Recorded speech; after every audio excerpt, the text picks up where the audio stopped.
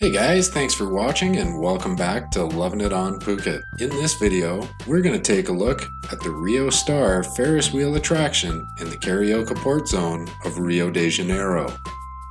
The Rio Star is a giant Ferris wheel overlooking the port zone of Rio de Janeiro. We decided to visit there after Aqua Rio Aquarium because they're quite close to each other, and although the ride isn't very exciting, it is a very good value for the cost of the ticket. To get to the Rio Star, we're going to have to head to the continent of South America. From there, we're going to head to the largest country, Brazil, and then on down to the city of Rio de Janeiro. Finally, we'll head over to the Carioca port zone where the Rio Star is located.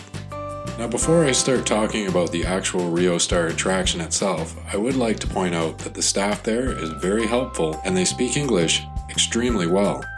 This giant Ferris wheel is not the most exciting attraction that you can find in Rio. The pace is extremely slow and you only go around on one rotation before the ride is over. The most exciting part of the entire trip is getting on the Ferris wheel. It never actually stops.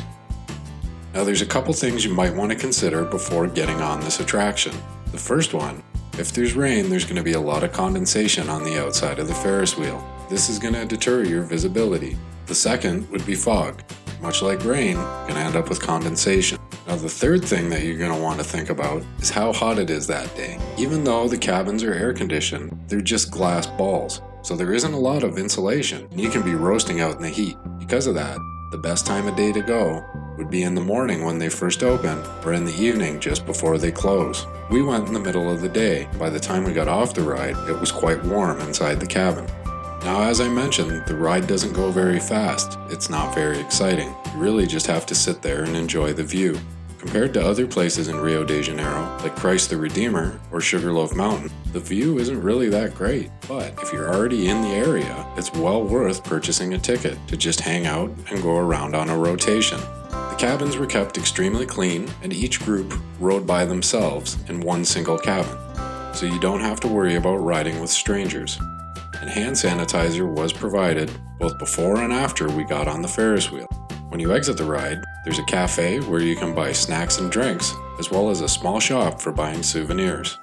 Getting to the Rio Star isn't very difficult. I would recommend taking a taxi or Uber to Aqua Rio and then walking over. Also, when you leave, there are some taxis parked in around the area. However, it's very difficult to get an Uber because they don't want to come down into this traffic. All in all, for the cost of the ticket, if you're already in the area, Rio Star is worth a trip.